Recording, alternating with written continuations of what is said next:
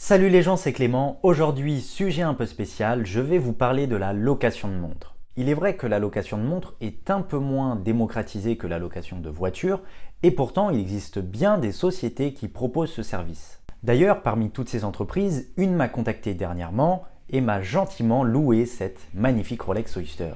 La société Hors Luxury est basée sur Lyon et propose de faire de la location de montres. J'ai justement profité de cette occasion pour vous parler de ce sujet qui est, je pense, un sujet intéressant.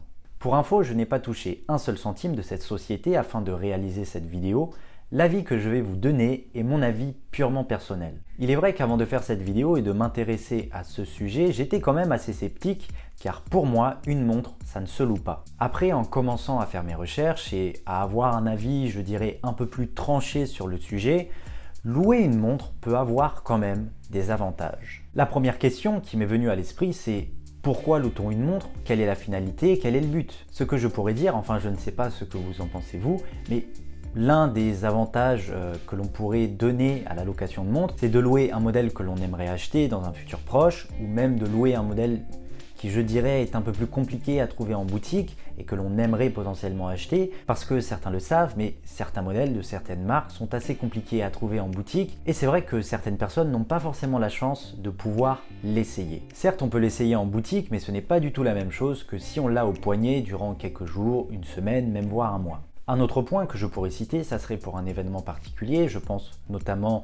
à un mariage, à une fête, même à une fête de famille, à un week-end, ça peut très bien être un week-end en amoureux, ou même un week-end avec des amis, et même pourquoi pas pour les vacances. Ou sinon, on peut très bien louer une montre, juste histoire d'avoir une belle montre au poignet. Car on va pas se mentir, mais les modèles qui sont le plus susceptibles d'être loués, ce sont les modèles Rolex majoritairement. Après avoir fait quelques recherches sur les sociétés qui proposent ce type de service, une autre question m'est venue en tête. Pourquoi le marché de la location de montres est un marché aussi petit? Je me suis très vite rendu compte que les sociétés qui proposent ce service ne sont pas beaucoup. Car oui, il existe plusieurs acteurs qui proposent de faire de la location de montres, mais certains ont fermé, notamment le plus gros. Une autre question que je me suis posée, c'est comment ce type de société peut-elle être rentable?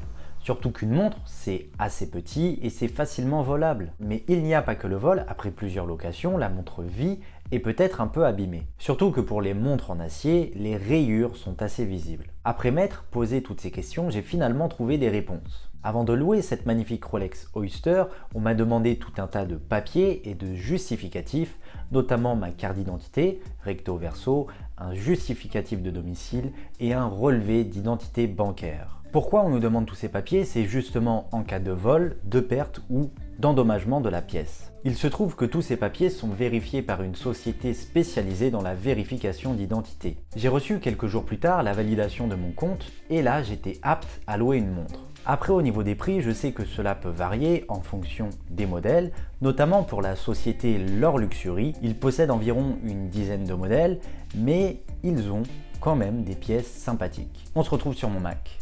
Alors, au niveau des prix, cela peut quand même vachement varier. Donc, voici les modèles qu'ils ont pour le moment en location. Donc, il y a une GMT Master de Pepsi qui est vraiment très bien. Ensuite, il y a des Oyster perpétuels, une Submariner et une Datejust. Donc, prenons exemple pour la Pepsi. Voyons voir si elle est louée. Donc, par exemple, si je veux la louer du jeudi 22 au dimanche 25, cela me coûtera un peu moins de 400 € et en gros plus on réserve et plus le coût à la journée diminuera. Après ça c'était pour le prix de la GMT Master de Pepsi, mais si on prend exemple pour une Oyster perpétuelle, le coût sera inférieur car c'est un modèle je dirais un peu moins prestigieux, enfin qui coûte un peu moins cher. Voici les principaux avantages que je pourrais donner à la location de montres. Le premier point que je pourrais vous donner, bien sûr en fonction du stock de la société de location, on peut louer justement un modèle que l'on souhaite acquérir dans le futur. Donc forcément on pourra l'essayer durant quelques jours et ça c'est un énorme plus. Il est vrai que l'on peut essayer une voiture avant de l'acheter, mais une montre c'est assez compliqué. Enfin on peut l'essayer en boutique, oui, mais c'est tout.